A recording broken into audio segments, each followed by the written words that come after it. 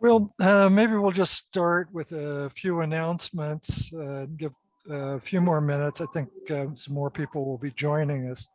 I did want to remind people that the competition subject for May is abstracts, and that if you're still seeking inspiration, the April newsletter has some links to some useful articles and YouTubes. Okay. I think are there any new members online this evening? I don't see anyone. No members, no new members, no guests. Okay. Not All yet. right. Gwen has an announcement to make, so I will briefly turn that over to Gwen. Okay, I'm actually speaking for Victoria. To just remind everyone about the photo outing on May 22nd, Sunday, at the Colorado Railroad Museum, meeting at 9 o'clock at the entrance. And there is detail on this on the web. Plus it was sent out, Carl sent it out as an email on April 27th. And so you should be able to find good photos for our detail theme coming up, as well as transportation. So it's a good opportunity. So that's it. All right. Well, one further question. Okay.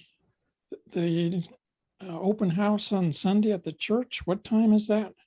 Okay, that is from 10 to 12. Okay, thank you.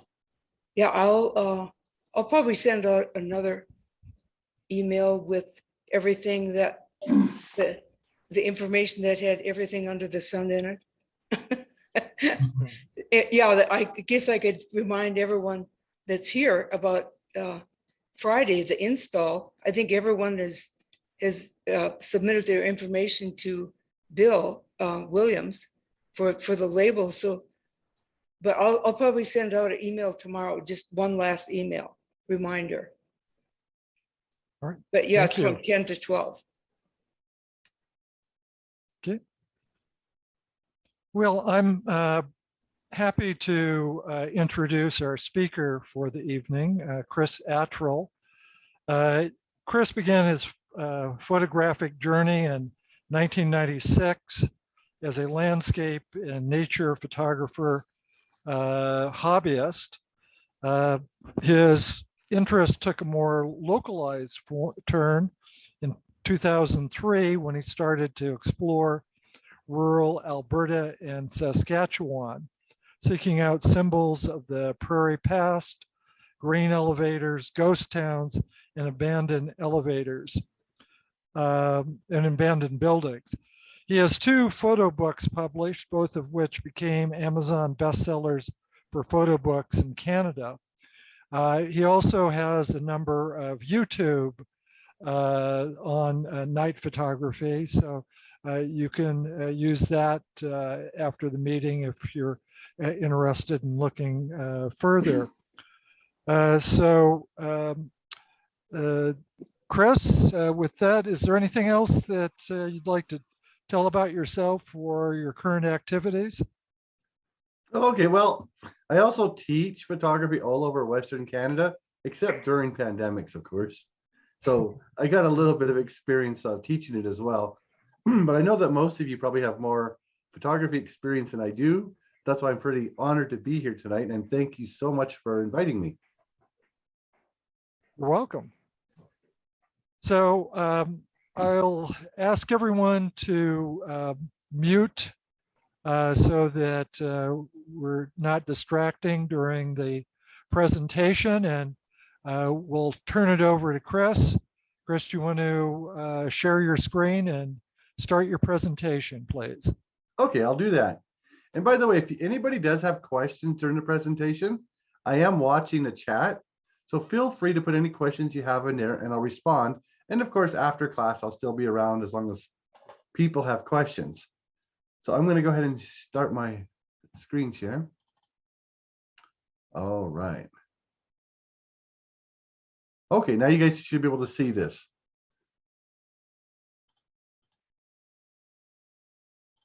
There we go. Whoops, there's supposed to be no sound. So I happened like 15 years ago, I moved from Banff, Alberta to the middle of nowhere, Saskatchewan. I mean, it's right in the middle of nowhere. So I got really good at night photography because there's not really much else to do around here because I'm not a hockey player or go to the bar or anything like that. But one thing I've learned over the years is you got to take your safety very seriously. I do these classes in field all the time. And one thing you should do is do it with a friend. You shouldn't do most of your night photography by yourself because it can get kind of dangerous when you're out in the middle of nowhere. Also, I go to the places I'm going to shoot at night during the day to look for any hazards. Like when you go to a place like this, you want to go there and make sure there's no abandoned wells, sharp things in the grass, and anything that you can get hurt. If it's on private property, you should also get permission. I noticed that oh great, what time is this? Quit. When you get out of your car in the middle of the night, our instinct is to try to be as quiet as possible. But I've never had an animal confrontation ever, because when I show up at places like this or anywhere else for night photography, I make a lot of noise. Every little animal within about 1 kilometer of me knows that I'm there. You just don't want to surprise animals when you're doing night photography because they get a little aggressive. But yeah, the safety part is really important because I know that from people come from Calgary out to this area and they get lost because there's no cell phone coverage or there becomes a blizzard. And just as importantly, when you're in the middle of nowhere, sometimes 24-hour gas stations are a little rare. I know down in the Denver metropolitan area, it's probably fine. But if you went out to, like, let's just say northern Wyoming, you may not find gas stations open in the middle of the night. So make sure you got your gas too. And by the way, these are all pictures. You probably know that you could do time-lapse videos. These are 240 pictures put into a video program and it makes a 10-second video clip. It is a lot of fun. Oh, and I see we have a chat. Oh yeah, someone just put links to my websites. Okay. I'm gonna move this over here. Oh no.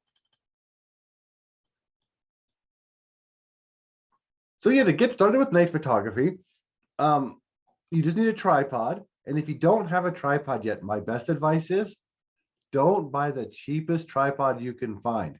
If you take a $20 tripod out here in the middle of the night, it's going to be really frustrating. I usually get ball head tripods. They don't make mine anymore. Mine's discontinued. But a ball head tripod does cost more, but they're so easy to get set up at night. Because remember, it's dark. You also just need any DSLR or mirrorless camera, and the kit lens will work for most night photography. Not all of it, but I'll cover that in a minute. You don't have to have expensive equipment to get basic night shots. If you are going to use your kit lens that came with your camera, because you're limited to a 30-second exposure, you're only going to be able to realistically use this lens on a night when it's a 30% moon or brighter or really cloudy.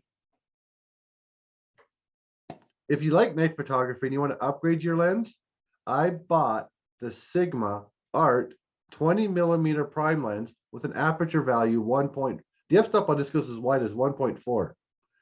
This is the most amazing lens I've ever used for night photography. I can get really bad handheld shots in the middle of the night. It's so good, but it is expensive and it is very heavy.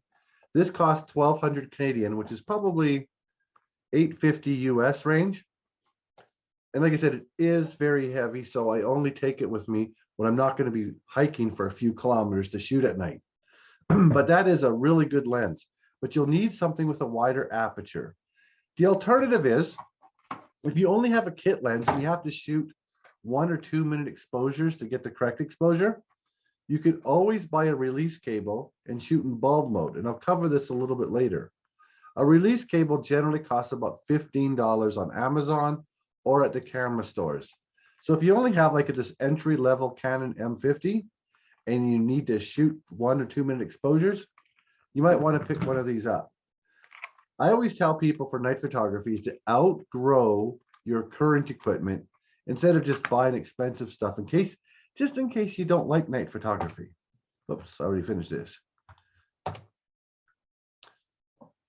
So that's all you need is a kit lens or a lens, DSLR mirrorless camera, a tripod, and I'm going to cover flashlights at the end. You'll notice in a lot of my pictures, I light the outside and inside. And I'm going to cover both of them for you in this class. I want to make sure everyone can get a shot like this the first time. I know that far south, you're not going to get auroras. But when people see this picture, they think it's a picture of the auroras. In fact, this was just a picture of the creepy swing set store, and the auroras happened to come out. If you're a beginner, have never done night photography, you shouldn't worry about night events like Milky Ways, meteors, or auroras. Just try to get a well-exposed image that's in focus in the dark. Because do you know what the hardest thing about night photography really is? Staying up. The second hardest thing about night photography is operating your camera in the dark with cold wind, mosquitoes, and creepy sounds everywhere. It can be very distracting and very difficult. But if you just simplify it by trying to do astral landscapes, this should be a lot easier. The first thing I'll recommend to people who are brand new to this, if you've got experience, don't have to. The first thing I always recommend is instead of going out in the middle of nowhere in dark areas to go do night photography, get some experience doing urban dark photography. This way you're still close to light sources and you didn't commit to a long drive. I usually do my urban dark photography in shutter mode. That would be TV for Canons or S for all other brands. In this mode, we're only setting our shutter speed. And I usually shoot anywhere from 1 to 30 seconds. So all I'm doing is spinning my command dial. And I do this all the time. I drive down highways in the middle of the night and I'll just stop in every other town and find something to take a picture of. My favorite shutter speed for urban dark photography is an 8-second exposure. So I just put mine at 8 seconds, put my camera on a tripod. And not only that, I use auto ISO. I know you're not supposed to, but when I'm in urban environments, I don't want to get robbed. So I just put my camera on auto ISO so I could be set up and shot and back in my car in about 90 seconds. You know, when you're standing in the middle of nowhere in the middle of the night with an expensive camera, it tempts some people. So I'm in and out as fast as I can. But this is what I'm doing. This is a great way to get your experience operating your camera in the dark. You could see the car drove through here. And did you know that I could have stood in this same spot and took a handheld shot and got a nice picture of this nice hotel? But you know what happens when you handheld in the dark? You get that high ISO grain or a little bit of motion blur. Just because I put it on a tripod and shot a long exposure, look how clean the image is. No grain, no artifacts. And this was done with an entry-level camera. I didn't use my Nikon Z6 II for this because I don't want to drop it or get it stolen. So I usually just use my video camera, which is this. It does a great job. And if you do it just after it rains, lots of color, everything shiny, and everybody went home. So you get the whole place to yourself. I love doing urban dark photography. Yeah, he doesn't like getting robbed. Yeah, I don't want to get robbed. I mean, I've never been robbed, but I went to Regina once and there was people watching me. So I got out as fast as I could. But it's just a great way to get your experience in because you are going to find the first time if you've never done it before, if you drive an hour in the middle of the country, as soon as you hear that first creepy sound, everything you just learned, you forgot. So it has to almost become instinctive, like where all your buttons are and stuff like that. But this is a 30-second exposure to shot in shutter mode at a ghost town in British Columbia. By shooting a 30-second exposure, I didn't have to. I could have done 5, but it gave me enough time to grab my flashlight. And I climbed up the train and stuck it in that headlight for 1 second, on, off. And then I was able to light the front of the train from afar. So do you see how cool these images are? Great experience, but it also just gives you cool looking pictures. I love shooting old buildings in small towns especially. It's my favorite thing to do. You see the moth on the poster over here? The reason why I do this as well is because these look really good when you print them really big. Because they're on a tripod, they're such clean images. We did not lose any detail at all. Handheld, this would probably be too grainy to even notice it was a mouse. So that's also why I do it.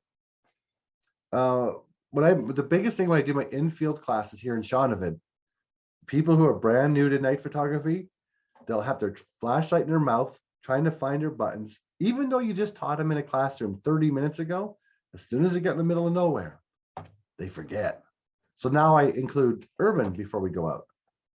And while you're doing urban dark photography, you can still use autofocus. Focusing at night is going to be the biggest challenge if you've never done it before. Once you get out in the middle of nowhere, because you can't be good at manual focusing, you got to be perfect. But in urban dark photography, this is a great time to practice manual focusing in the dark. Doing it in the middle of nowhere is not a good place to practice it. So most of you are probably familiar with infinity focusing, and some lenses have an infinity ring that you can use.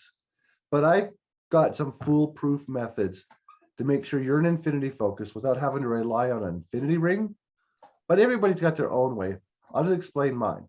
But what infinity focus basically means is everything's in focus except the immediate 6 feet in front of you. And this assumes you're using a wide angle lens, not zoomed in, but wide. You see the tree branches are not in focus?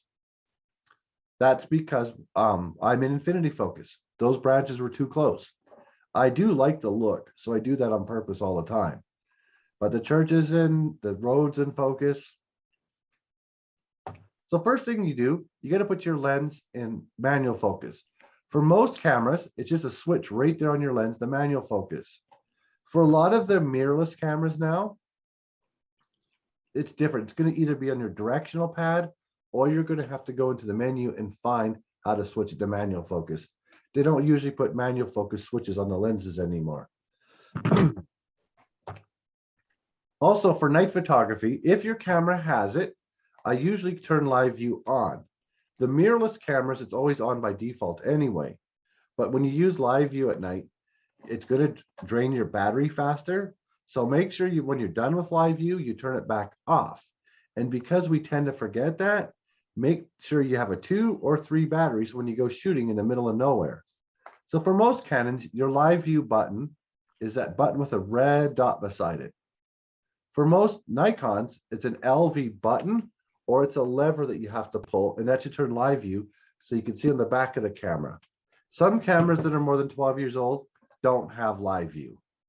And I learned on a camera without live view. It just makes it easier. So here's basically what you do to get infinity focus. I try to focus on something at least 30 feet away from me or further. There's a mathematical formula for this. There's such a thing as a hyperfocal distance calculator.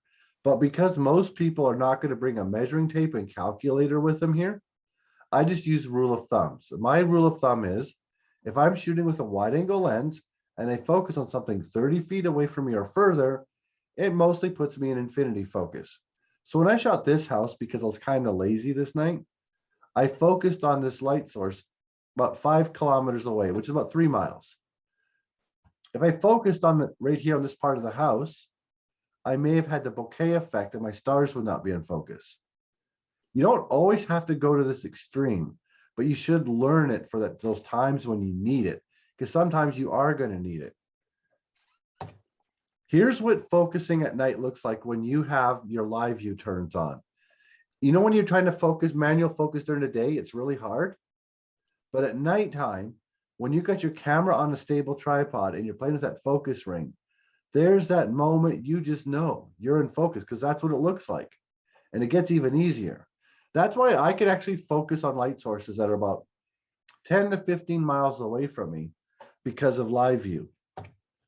But you can also magnify your screen up to 10 times. For when you're in live view, for most Canons, the button right here on the top right-hand corner magnifies your screen. There's 1, 5, 10. For most Nikons, there's a button on the back that looks just like this. And of course, you can use this to unzoom too. And for some of the mirrorless cameras, you'll see a magnification button on the screen somewhere in the back. But when you magnify your screen and then play with your focus ring, because there's two rings on here, zoom and a focus ring. So for your zoom ring, make sure your lens is wide open. That way you get the most sky. Then the other ring, when you play with it, oh yeah, there's another magnification on the mirrorless. I forgot about that. Oh, that's still right. Then when you play with that focus ring, you can focus on stuff by magnifying far away. This is so easy. And you can also use your directional pad on the back of the camera to move around the screen to different areas to focus on. So you can put your camera on a tripod, magnify it on a distant light, but practice this at home before you go out, because you'll probably have trouble remembering all this stuff once you get in the middle of nowhere, unless you've done it a couple times. And what I used to do back in the days before I had live view, is I used to get these dolls from secondhand stores. These are like $3. And I used to just put them on a tree about 30 feet away from me, hold up a bright flashlight and focus on the doll. The reason why I use the doll is because for some reason, the doll's face is so easy to focus on. When you're focusing on just like a brick or your front of your car, it's not as easy as the creepy doll. Just don't forget to bring your doll home. I've left a couple. I'm sure someone didn't like that.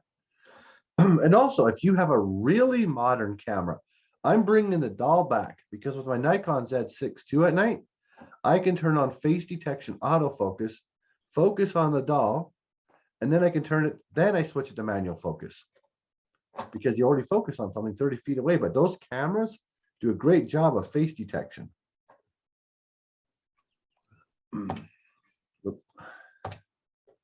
If you focus on something too close to you, like this Lincoln's like 4 feet in front of me, because I focused too close, I created the bokeh effect. I don't really mind a bokeh effect at night. Sometimes I think it looks really nice anyway, but some people will take 2 pictures. They'll take one of the Lincoln, one of the sky, and patch them in Photoshop. I don't really use Photoshop, so I've never done that. But as long as you could figure out your infinity focus, you should be good for most of your night shots. But if all else fails, just grab a big bright flashlight like this one, a bright one. Like when I mean bright, I mean get a real flashlight, like not one from the grocery store. This is like a $30, $40 flashlight from the hardware store. I can hold this thing up and I can focus on stuff about the length of like a hockey rink away from me. So that's why you want a really bright one, because sometimes you have to focus on, you know, tips of trees and stuff even. But you can't do it with a really cheap flashlight. You gotta have a good one. This process is only hard once. By the 3rd time, it's usually pretty easy. I can get set up and focused in less than 30 seconds in most cases. But if it's your first time and you've never done it, the first time I ever tried focusing at night in 2006, it took me 2 nights of figuring it out. And then I finally figured it out. That was really hard. I still lived in Banff in those days. There's a full moon coming up. This is a great moon phase if you're a beginner to go out and do your first focusing at night while it's not pitch dark. I really encourage that bright moon phase. And I think you got like 7 days of bright moon. This should be pretty good time to practice your focusing. Anybody have any questions about focusing? One of the most common questions I get is, why don't I use the infinity ring on my lens? Some lenses, you can just line up that infinity ring. That's because for some lenses, it works perfect. But for some reason with most lenses, even when you got it lined up, you get home and it's just a little bit off. I've never really trusted these that much. That's probably why. If yours works great, use it. But if not, the bright light method works just great. And these new mirrorless cameras, this is getting even easier. Do you remember the Neowise Comet 2 years ago? This Canon M50 actually autofocused on the Comet. I was absolutely amazed by that. That's why I upgraded to a Nikon mirrorless camera, because if this camera can autofocus on a Comet, yeah, this should be, focusing now should be pretty easy. All right, now I will We're gonna see on time. Okay, good. Now we're gonna do camera settings. I want to get you set up for your first night shot so you're successful.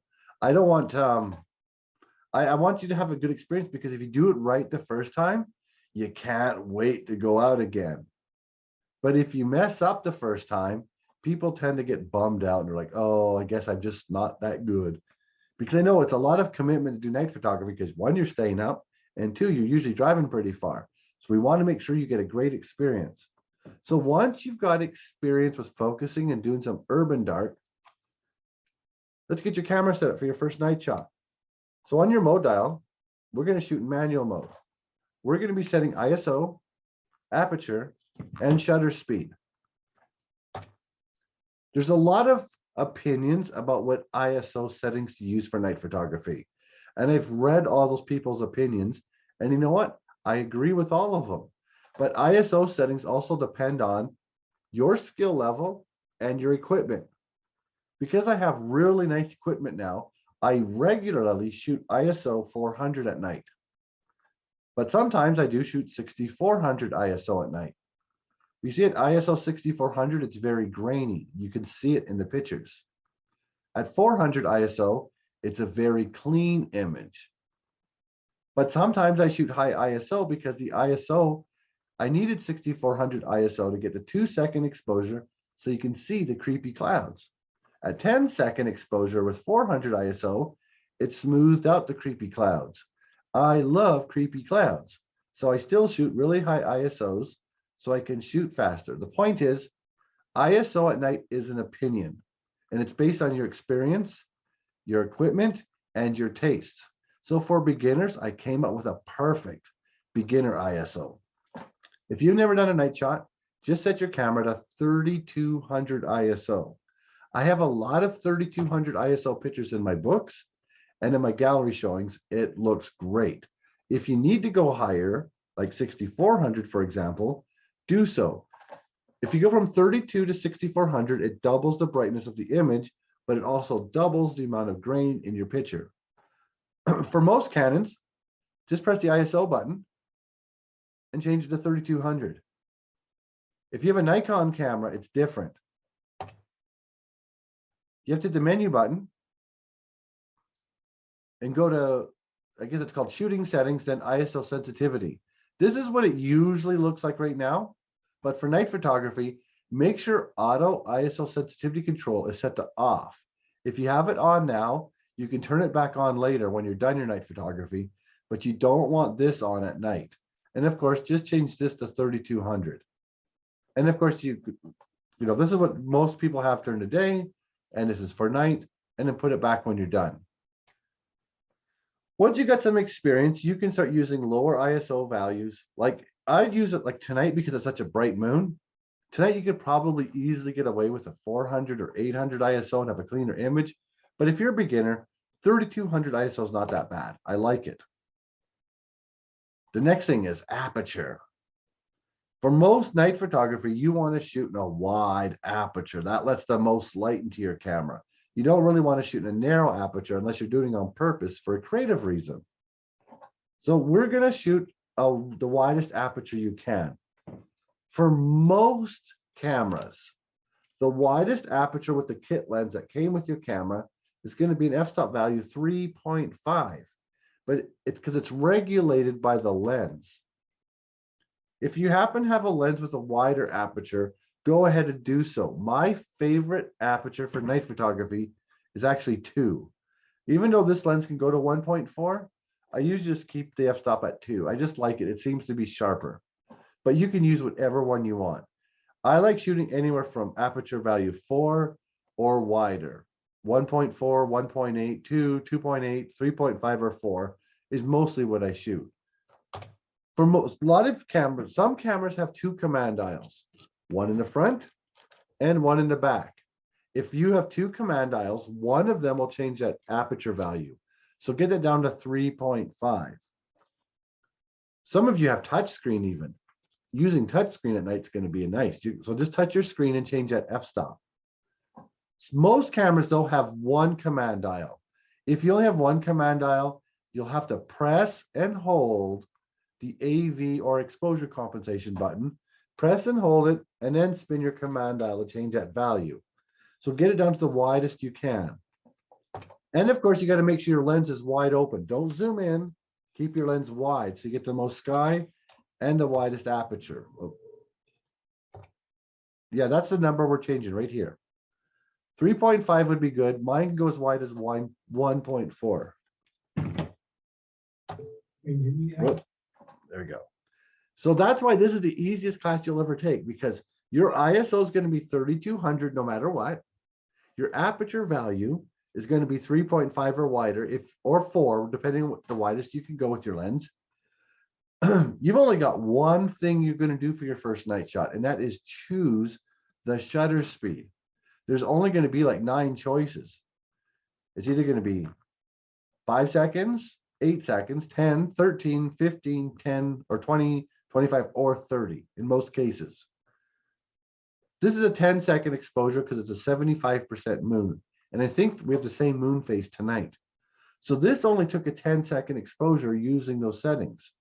So what I usually get beginners to do, set your camera to 30 seconds.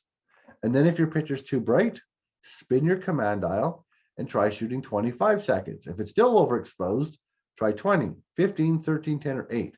It's a process of elimination. One of them's going to work. If you're going out shooting tonight, 10 or 15 seconds will probably work just fine. If you go out like 2 weeks ago when there was no moon, 30 seconds may not be enough for some of you. So this is all you want to do for your first shot. Can I interrupt for a second? I'm sorry? Yeah. There we go. I'm sorry, someone had a question? Did you use the histogram then to check exposure? Oh, good question. Somebody asked about using the histogram.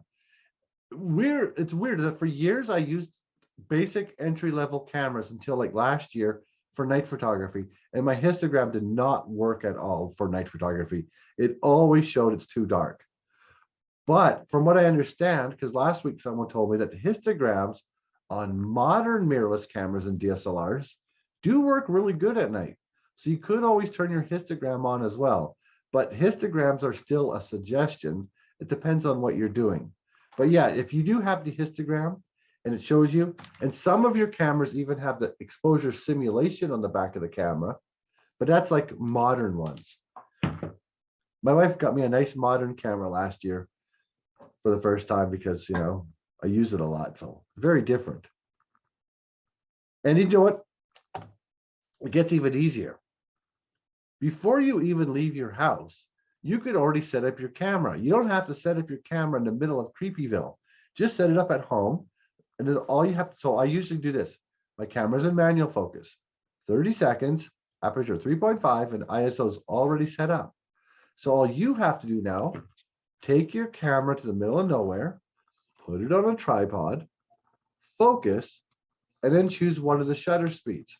And if you have the histogram or the exposure simulation, you could probably get it figured out pretty quick.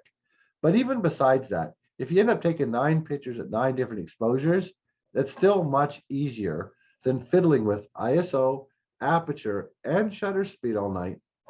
Just do it one step at a time. And I don't mind using 3200 ISO. I still do sometimes, in fact. Here's what Moraine Lake in Banff looks like on a full moon. It almost looks daytime, doesn't it? Moon phases make a huge difference.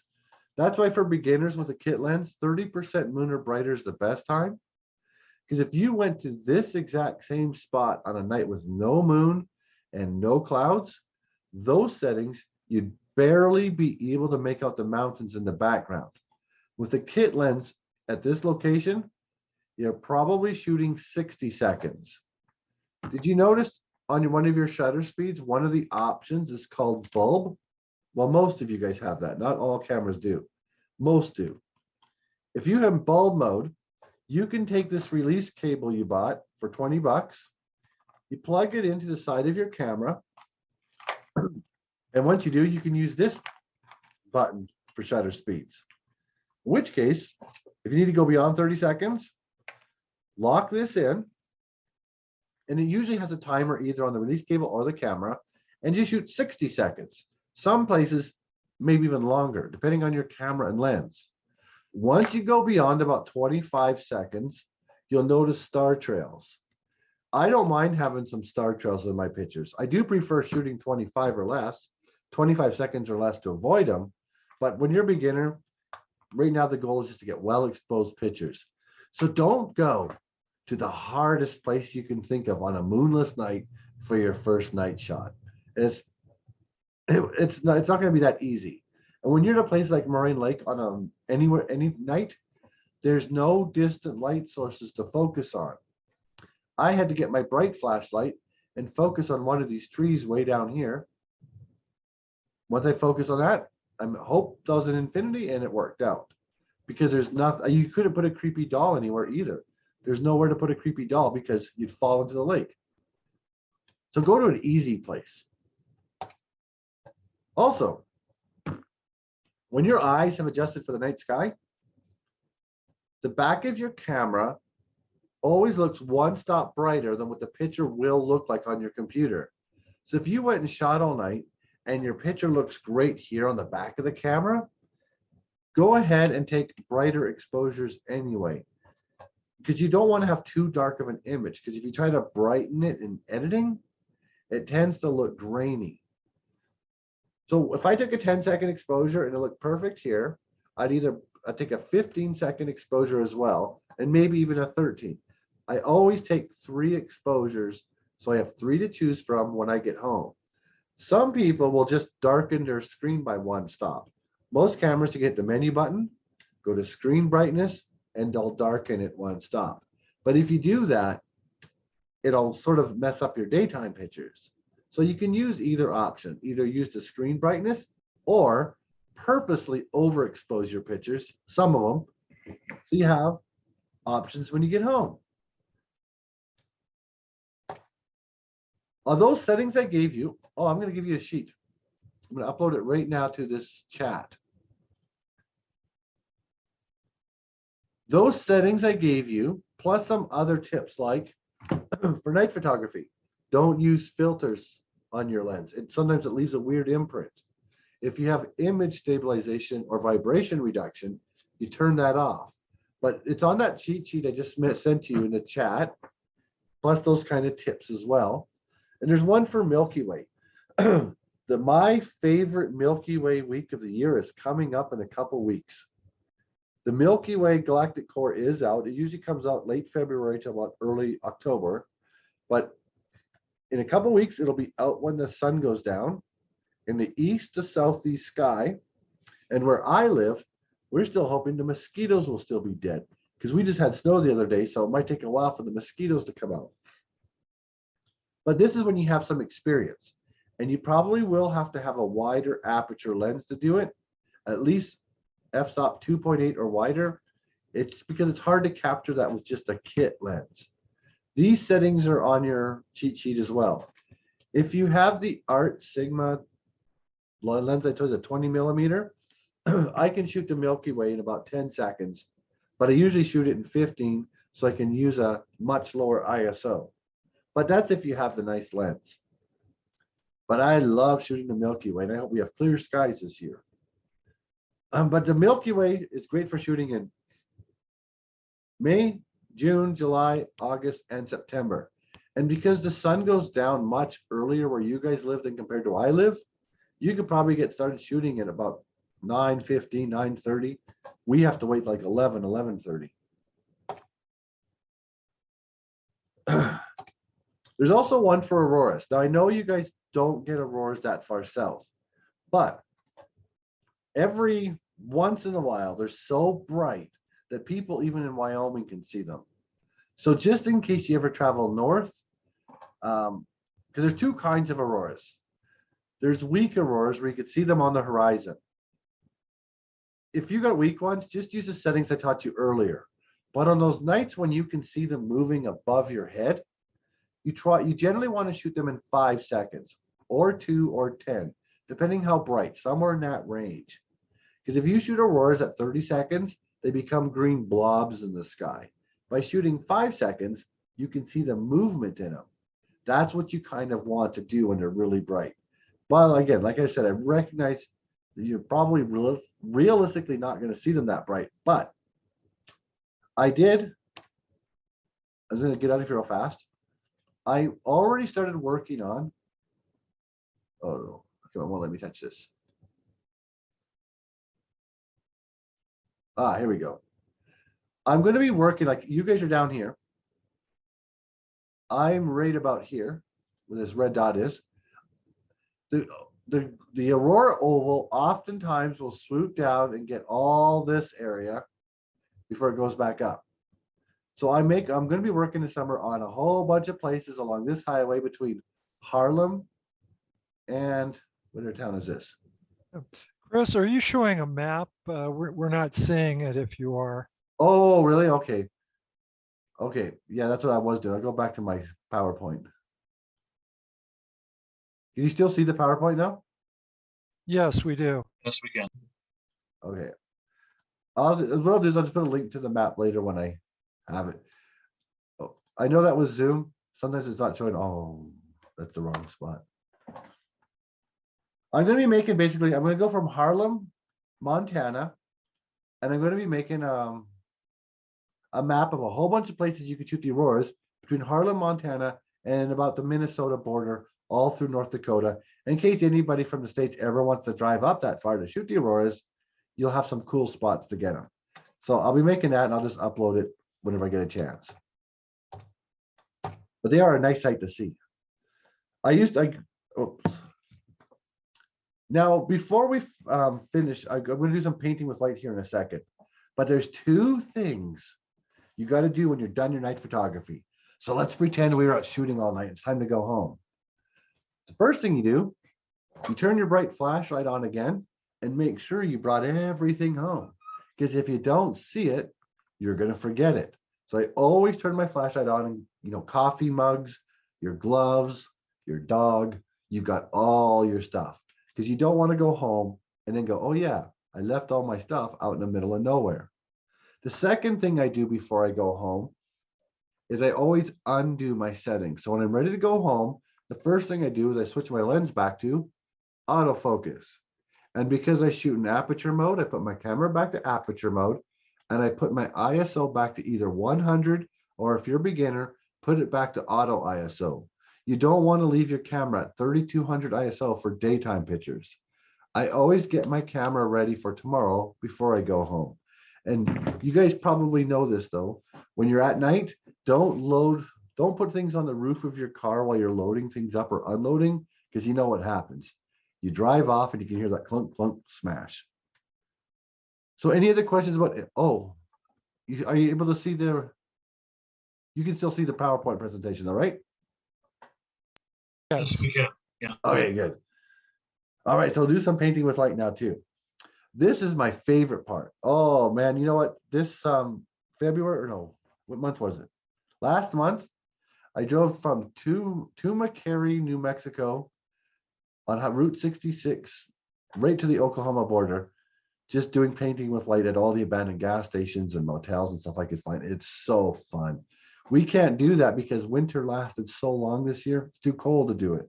So I went down there. For flashlights, all you need is, I usually bring more than one flashlight. I usually bring about 4. Let me tell you, lit the inside as well here in a second. I always carry one mega bright flashlight. This is for focusing and for walking around. The big flashlight also acts as a weapon. In case there is a creepy animal, you can hit it. Hopefully you'll never have to hit an animal. I've never had to because I make a lot of noise, but it is big and heavy. I also have some smaller ones. This is the one I use the most. And I'll tell you how I used it in a second. And I got some smaller ones. These ones from the hardware store, sometimes you get the focus beam. That can be really handy. So I usually have a couple of them because the amount of light you're going to apply to things is going to depend on 3 different things. How bright your flashlight is, how close or how far away from the subject you are, and the material of the building that you're shooting. Those 3 different things are going to make a huge difference. So that's why you just you can't just say, put 5 seconds of light. For example, dead wood on this abandoned house needs 4 times more light than a church that's painted white, because white painted churches reflect light. Abandoned buildings absorb the light. And sometimes with abandoned buildings, you have to get closer. So on average, you're going to do about 10 pictures to get the light correct. So it's never just one and done. It takes a little bit of experience. So in this picture in particular, you can be in the exposure as long as you don't light yourself. Don't let the camera see this light, and you keep moving. I'm in most of my exposures, not all of them, but I'm in most of them. So I hit my shutter button and I walked half the distance towards that old abandoned house. And then I turned on my flashlight and I'm walking by, lighting the house as I'm walking by. I'm also moving the flashlight up and down. I don't know if you can still see me. I think you can. But when I'm doing it, my flashlight's moving up and down as I'm walking by. This way, you'll get hot spotting. If you do it like this when you walk by, you'll see the center's brighter. Chris, would you mind turning off share screen so we can see you directly Yeah. and demonstrate that? You bet. So in that picture that I was just showing, I walked halfway towards the building itself, the old house. And then as I'm walking by, I'm walking in front of the exposure. You can't see me because my body's protecting. You can't see the light. But I'm walking past the house. I'm shaking the flashlight up and down as I'm walking by to prevent hot spotting. Because you see, if you just walked by like this, the center's brighter. So I just generally move the flashlight around when I'm lighting things just to keep it no hot spotting. Second, when I'm walking past the house, my flashlight's still at an angle. You see, by having an angle when you're walking by, you can see details, contrast, depth. If you walk past and your flashlight's flat, it fills in all the shadows. I always do angled lighting when I'm lighting things, never flat. Most night photographers that I see who do painting with light stand behind a camera and light things from behind a camera. Do you see that won't look good? I've got example pictures coming too. But you can be in the exposure. It takes about 8 tries to get it right. And if you have one of the focus beam, it's a little bit different. I'm going to go back to the share screen for a second. So as you can see, I will start it about here. Oh, I started about here and I walked through the exposure, lighting as I walked by, moving my flashlight up and down and keeping my flashlight at an angle. I'm by myself. It took 8 tries because my friend was supposed to be with me. But after she heard all the creepy sounds, she went home 20 minutes later. So she didn't get to be much help because I'm not going into that creepy house by myself in the middle of the night. That's why you should do this with a friend. So if I had a friend with me, we put some yellow cellophane gift wrap around the little flashlight like this one. So to give it a warmer temperature. So we taped the yellow cellophane to this flashlight and her job was going to be to go in the attic. And every time I was shooting, she's going to turn the flashlight on for about 2 or 3 seconds. That was how we were going to light the inside. But that hippie went home. So, you know those little tea lights you could buy? Actually, I got one right over here. I just forgot to bring it with me.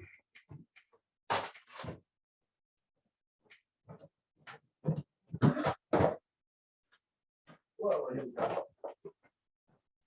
All right. So these tea lights you can buy at Walmart, 12 for $9. So I bought a bunch of these. So in this case, I just took this tea light and I threw it in the window. If I had, in fact, I like these so much that even when I have people with me, we'll just go inside and place these in buildings. This tiny little tea light, just one of them, lit that top floor. So these do a great job. So if you don't have somebody who can go in the house, just get these tea lights. Or even when you have people, just use these tea lights. They're honestly great. And if you lose one. Yeah, Chris, just to clarify, a lot of people think tea lights and they think candle. What you're talking about is a little LED light, right? That's correct. These are LED. It's not a real candle, like not a real tea light. Yeah, don't do that. You'll burn the place down. I should clarify that. But I don't mind losing a 50-cent tea light. I do that sometimes. You forget it or you lose it or it's too creepy sounding in there. You don't want to go back inside.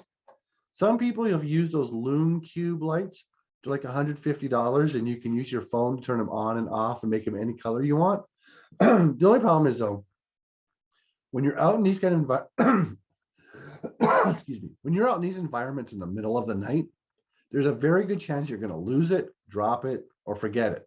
And that's why I just use these kind of equipment. I do have one of those lights that you can program with your phone, but I don't usually use this because I don't want to lose it. So that's how I do most of my shots. Not all of them, but most of them. That's the kind of lighting that I use. Just stuff you find around the house. The painting with light becomes more fun than in night events. So I just find cool things to shoot at night. Here is a new light I bought. You know those little dome lights you can buy from hardware stores? They're like $8, you put batteries in them. And once again, I just put yellow cellophane gift wrap bag over this one. You see how bright it is? Using tea lights or those dome lights is probably the best way to go if you want to light the interiors of houses, cars, school buses. They work great. And if you got the dome light, if you want to cut the light in half, just flip it upside down. Here's what the picture looks like. Remember this picture, although I spelt it wrong, I know here. They're with the settings I just taught you. These are not my best pictures. I set my camera to 3200 ISO. My aperture, my f-stop was set to 3.5, and I did 8-second exposure. That's one tea light, and that's a shot I got. With my new equipment, I would have done different settings, but you see how these settings work just great anyway? And with the school bus, did you notice the angled lighting? I'm not in the exposure this time.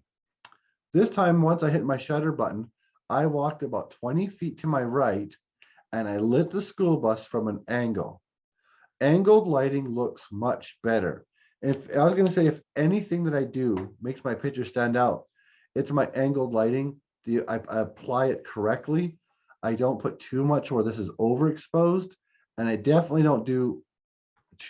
I definitely don't have my subjects too dark. I really obsess over making sure that lighting is applied correctly, no matter what it is. If I had friends with me, someone could have just walked up to the headlights and went, or just turn the flashlight on and off. I know you can't see it really, but I'll just give you, I'll get stop share for a second. If you had friends with you, someone could have walked to each one of the headlights that go on off really fast and make it look like the headlights are on.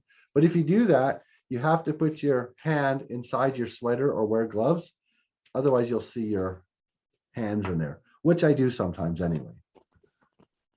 But that's why doing this with friends is so easy. When you're by yourself, it's a lot harder. Well, not a lot, it's just more difficult because you're limited. Churches are the easiest, and you don't usually need permission at them. So if you know where there's some churches out in the country that you can go get set up at, that took 2 seconds of light, because white painted churches reflect light. So I always love shooting that one the best. I'm gonna stop sharing for a second. And with that church, you can use your hand to block light. So I didn't want the ground lit, so I turned my flashlight on. My flashlight, I used my hand to block the ground from being lit, because sometimes you don't want all that foreground being lit. So that's what I did. Most night photographers will hit the shutter button, stand behind a camera, and light from behind a camera without even moving. That's acceptable for your test shot. But when you're actually out there shooting at night, and you're getting your real shots, you can just walk to your left or to your right and get better looking. Like, it's much better. Here's everything. Here's everything I just showed you. So I got my camera settings here set to what I just described to you. Now you can see me walking 25 feet to my right. And now I'm going to aim it at the house and light it. You know what my favorite night events are actually low, creepy clouds. And I focused on this oil thing right. You can see this in the distance, this red light. That's where I focused. Here's what the picture looks like. So this is what the settings that I taught you, with the lighting techniques that I taught you, with that dome light in the house. It's not my best picture. I think the dome light might have been too bright, but it's just like what you could do if you just do the basic simple settings and don't worry about night events or trying to Photoshop. Just go out there and have some fun. Because once it gets your creative juices flowing, you'll come up with better ideas. You'll use different settings. You might invest in different equipment. That's what most night photographers that I know, that I see, they have great equipment, great settings, but they light from behind the camera. You see, that looks okay. This is the same picture, but this time I walked 25 feet to my left and it looks different. Angled lighting. It's about anything, like even with portraits. That's why we don't use camera flash on our camera, because they don't look great with portraits. We use different angles. Same thing with creepy houses. That's angled lighting from the sky, because I put a flashlight on the bottom of a drone, and I don't recommend you do that. It sort of spiraled out of control a bit, but it's all just because of angled lighting. Do you see that in there? That's me with my face in the ground. That's why when you go shooting at night, take your safety very seriously, because if you trip over things, you'll get pictures of yourself with your face in the ground. I've got a few of them. You don't want to like injure yourself when you're on these locations. So when I'm there, I'm going to hit stop share for 1 second. When I'm out in the middle of the night and I'm going to go shoot something, before I start doing painting with light, I turn my flashlight on and I go around and I look for holes in the ground, spare tires, things you can trip over. So take your safety very seriously. Otherwise, you'll get pictures of yourself with your face in the ground. This is my YouTube channel right up here. And it was also put into the channel. I've already started making these 3 to 5 minute long videos of you just watching me doing night photography. And each video, I'm going to introduce a new skill, technique, or a product or something, so that they're all different, because it's hard to explain things unless you're watching me do it. So that's my channel in case you want to subscribe and check some of those things out. Now I'm going to hit the stop share. Okay, turn off the sharing screen, right? Okay. I'm going to put this link into the chat. It's for my favorite light wand. This light wand, I should share it again. I was supposed to show this, I forgot. You guys can see this light wand, right? This thing comes with remote control. You can make it any color you want, on, off with your phone. This is absolutely amazing, and it's got a shoe for a tripod. I love this for night photography. This is about $100 Canadian, so it's probably like $70. I'll put that in the chat. Oh, that's the Canadian Amazon. So you'll have to find the same one on the American one. I forgot about that. And okay, I guess that's pretty much everything. Except, anybody have any other questions or anything? Chris, how would you use the light wand you just showed? Mostly for getting set up, walking around. But with this light wand, when you put it on just like the normal temperature, like this is cool temperature, but there's a warmer one. Oftentimes you can just hold, I should have brought the remote with me. Oftentimes you can just hold it like this and go on, off, and it'll light the entire church for you or the house. It's really bright, but it's not too bright. It's sort of diffused, right? So it's a really interesting product. I just started using it this year. But, or you can just use continuous lighting by putting it on a tripod and have continuous lighting if you wanted to as well. But you can also get the remote control and on, off with this too. And you can warm the temperature, cool the temperature, make it different colors. When you don't have a friend with you at night, this becomes your friend, because it'll do all the work you'd have your friend do anyway. Okay, I have a question. When you're light painting, when you set a timer on your shutter to give you time to walk over to the building? That is actually a great question. Sometimes especially when you're by yourself, I do turn on the 2 or 10 second delay on my camera sometimes. So yes, I will go into the camera and I'll put it on that. This one's set to 10 seconds. Okay. So it gives me a 10 second, because I learned early, don't run at night. So Right. Yeah. So you That's do what- use a 10 second. Some that's- people also have a wireless remote that they use to trigger. If you have a wireless remote, you should use it. The problem is I lose them so much, I don't even bother anymore. Once I use it, they're hard to find if you drop it, right? Mhm. Okay, I have another question, because all this, your presentation is very timely, because I am going to do a photo workshop in Washington. And part of it is going to be on night photography. And so I have a question, do you use a headlamp? Oh, I didn't bring it with me, but I do use the headlamp that goes on the head. But Mhm. because it always seems to slip off, I don't use it that much. But what I do use mine for is, it's got that red light. Yeah, Once mine your goes- eyes have adjusted for the night sky, if you use the red light option, your eyes won't have to readjust again every time you turn the light on. And I use that, sometimes I'll hang my headlight from my tripod so I can see where my tripod is. So I don't trip over it and break my camera. And also, we're gonna be staying like north of Coeur d'Alene. Is that far enough north to see the Aurora Borealis? Barely. Like when you get across the border into Nelson, BC, sometimes people from Nelson, BC do show pictures with some auroras. That would be about 2 hours north of Coeur d'Alene. Okay, So when there's really strong auroras like KP7, that's like the strongest, you would be able to see them from Coeur d'Alene, yes. okay. Thank you.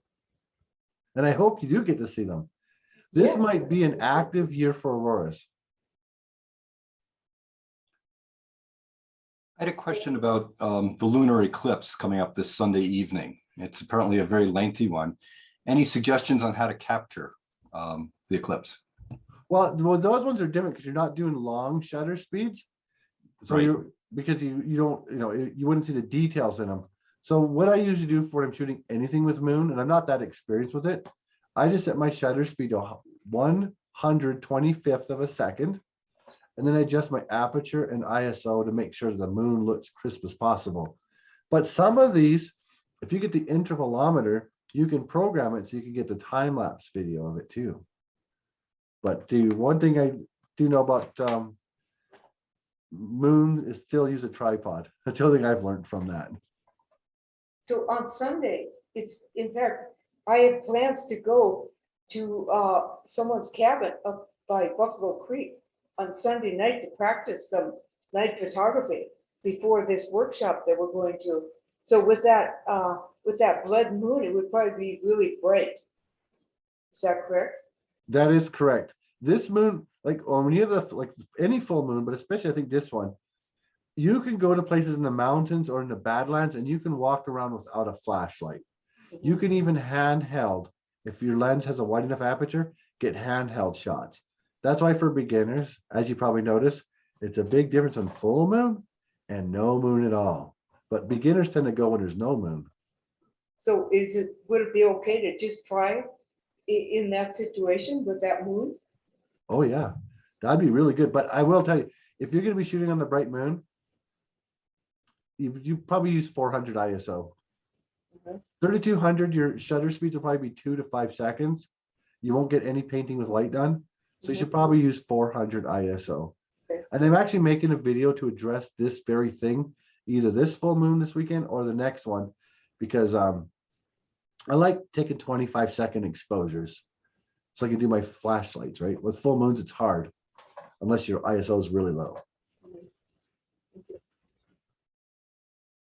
Oh, and someone said that the product, that light wand, is half the price in the States. So yours is like $50, I guess, or something like that. Here it's $100, that light wand. Oh, and by the way, it charges with a USB cable, no batteries. You plug it in, charges right here with a USB cable. Another benefit. And no, I don't work for the company. I just really love it. Well, it sounds like you're going on a lot of trips for night photography this year yourself anyway. Yeah, we're practicing on Sunday for the trip that's actually going to be in the Palouse Valley is where we're going for the workshop. Is that the place that's in the southeast? Yeah, southeast, yes, it's like near Pullman, Washington. And the organizer, person, the photographer that is putting the workshop on, he lives on a farm and has all kinds of old buildings and cars. And so we're gonna be practicing right on his farm. Oh, yeah, okay, so if you're gonna be doing painting with light, you definitely want to use 400 ISO, so you get your long painting with lights in. Oh, that's exciting. Yeah, it'll be good. Chris, the picture you showed of Jenny Lake where it looked almost like a daytime shot. When you take a shot like that, why wouldn't you just take it in the daytime? Oh, well, because it's, you know what the interesting thing is, I used to live in Banff, so that's like the big touristy spot in, you know, the Prairie Province. The reason is because if you go to those places during the day, there's too many people. You can't even get a parking spot. All these tourist destinations that you love to go to, you know, in summer during the day, they're too busy. If you go on a full moon, you get the whole place to yourself. And it's like visiting during the day, except there's like a hippie, there's like a dog walker, a yoga person. That's it. So yeah, that's why you still want to go do it, because it's nighttime and you get with the spots that you want without tourists. Well, that's a good suggestion other than going really north into Canada. Well, I'm sure you guys get a lot of tourists at your favorite tourist spots in Colorado, but if you go there on a full moon in the middle of the night, you might have 8 people instead of 4, but it's so much easier to get shots done. We can't even get a parking spot in Banff anymore during the day. But I was going to, like, I just happened to be in Denver like 2 weeks ago when I was going to go, when I was traveling around, and I wanted to go to Devil's, what's it called? Devil's Tower, Wyoming. Mhm. Oh, that's one place that's been on my list forever. And I think it's pretty close to you guys. Like only like 5-hour drive. But that would be one cool place to go shoot on a night when it's like no moon, like dark sky, once you got experience. But I'm going to start trying to make a map of all the easy spots where there may not be tons of people around to go shoot at night all over the place. So hopefully I'll have some of that done this summer. Because my favorite time for night photography is October. The mosquitoes are dead, the sun goes down early, and the warm nights are still warm enough, and no tourists. For national parks, how do you get access to get in close at the nighttime? Well, in Canada, we don't really have that much restrictions on when you can be at night. Some places will just say no camping overnight. But I do know, like in the States, like I went to Goblin Park in Utah, and they closed the park at like 10. So you usually just have to either abide by the rules, go in winter when the sun goes down at 6, or sometimes if you just talk to the ranger and just tell them, I'm going to be doing night shots. Is it okay if I stay a little bit late?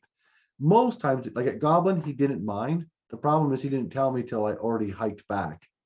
But so I didn't go back. But yeah, if you have issues with it closing, but otherwise, some of these parks don't mind at all you being there shooting at night. Are there any other questions? I don't have a question, but I just wanted to say how much I liked Chris's style. He's really, really well prepared. There is a plethora of information here. And Chris, you're just really, really easy to follow. And I just wanted to comment on that. Very, very nice job. Well, thank you so much. Because you know what, I love night photography, but I also love teaching it. So I thank you so much for saying that. I'm trying to make it as easy as I can. Well, do you want to tell us about some of your classes? Are you teaching this year during, or are you back out of your pandemic schedule? Yeah, like I'm back to doing classes, and hopefully I don't get canceled again this fall, because they do that every year now. COVID comes back and all like fall classes get canceled. But I am going to be doing some. I live 13 hours north of Denver, so I do night classes here. I know that's a long drive, but I usually do them at the end of August. I'm doing some this month too, but that's a really long drive. The closest, yeah, I'm not, but that's the only ones I'm doing. Someone asked about if I used the denoise when using high ISO. That's another question. Forgot to mention that. Some of your cameras have that high ISO noise reduction option on your camera. I turn it off. If you take a 30-second exposure, it takes 30 seconds to process afterwards. So you're sitting there waiting to see your picture. Although that said, the modern Canon mirrorless cameras don't take 30 seconds, they take a few seconds. But no, the answer is I don't use the built-in one just because I hate waiting. I just use it in Lightroom. Oh, and if any of you guys use Lightroom, I'm going to try. I hopefully you guys can be able to see this. This is one thing that nobody knows or does. Hopefully this works. You guys tell me if you can see this when it comes on. Were you able to see this? Okay, one weird trick when you're using Lightroom and editing Unite, like this is not edited yet, right? This is just a normal picture. So I'm just gonna, oh, I did straighten it already. You see this tool called calibration? Instead of using saturation and vibrancy, I go into calibration. This blue tab especially is the miracle. Look what happens when you gently increase the saturation. You could see like it just adds, it makes it pop. When you use this tool, the vibrance, it doesn't do nearly as good. Oh, I guess I did do some editing here. So when you're doing night photography, play with the blue one in particular, and sometimes you can do the red too, but that's just a weird tool. I don't know why nobody uses it. I found it on accident. So I just thought I'd point that out too. But otherwise, all my stuff I'm going to be doing this year, I'll be posting it to my YouTube channel. So they're kind of like classes, but they're on YouTube. And I'll be visiting abandoned houses, mountains, badlands, and all sorts of other fun stuff. You ever use just flash? Oh, excellent question. I actually was going to probably make a YouTube video, me using external camera flashes. Problem is, where I live in southwest Saskatchewan, it's always windy, so it blows them over and breaks them. But if I get a nice tripod on a night when it's not so windy, I'm going to try using some camera flash at night. I just don't know how I'm going to do it yet because I haven't really done it yet. But I do like the idea of using camera flash, so I'll give that one a try. Thanks, Chris. Love seeing the old abandoned buildings there in the plains. It's the grain elevators and everything. A lot of character in this building, so really cool to see it at night. Much more dramatic than the kind of flat lighting we usually see in the middle of the day. Yeah, and there's a lot of abandons in southwest Saskatchewan, and thank you for that. Oh yeah, someone went to North Dakota. I can't wait to go through North Dakota. When I was a kid, I lived on the Montana, North Dakota border for like 6 months, Sydney, Montana. Okay, yeah, I love, there was more than I could possibly photograph across North Dakota. I want to go back. There's so much close to that Canadian border. Yeah, the Great Depression hit southwest Saskatchewan, North Dakota area really hard. So there's a lot of abandons that have been sitting there for 80 years. It was mostly churches, and I had researched all this before we drove through, but we ran across a lot of stuff, as we were driving. Chris, I have another question for us. Thinking, do you bracket your photos? Well, I tried to before, but you know what's weird? I'm not very good at computers. So even though I've tried it, I do it and it never turns out like other people's do because they're smarter than me. But if you're pretty good at computers, I'm not against bracketing. I'm just not good at it. Nothing But wrong. probably, Yeah. Chris, how could you do an entire presentation and not say A? oh, I don't know. Seriously, man. Just say it just so we can hear it. Okay. Well, the Oilers are going to win the next game, eh? Eh? Nicely done. Well, I did notice that you used for a unit of measure on how powerful the flashlight was the length of a hockey rink. So Well, you guys have hockey rinks there too. That's well, it appears that our normal hosts have both dropped out. Dave Hall had some connection problems and he had to leave, and it looks like Terry dropped off of here too. So both of those guys usually start the meetings and such. And now that they're gone, I guess I'll jump in because it looks like either Terry gave me host control after or before he left, or it just defaulted to me. But anyways, does anybody have any further questions before we sign everybody off here? Chris, we really appreciate everything that you said here tonight. And like Todd said, the presentation was very good, very easy to follow, easy to understand. And I'm looking forward to, breaking the tripod out of the closet and going out and shoot some stuff around town here. Anybody else have any questions? Thank you. Very enjoyable. Thank you so Thank you much. guys very much. I really appreciate that. All right. Thanks, Chris. Thank you guys. Safe travel. Yes, indeed. Thank you. Thanks, Okay, Chris. I think we'll end it here, and everybody have a good evening, and we'll see you at the competition meeting shortly in 2 weeks. Good night, all. Bye. Good night. Thanks, Carl. Yep.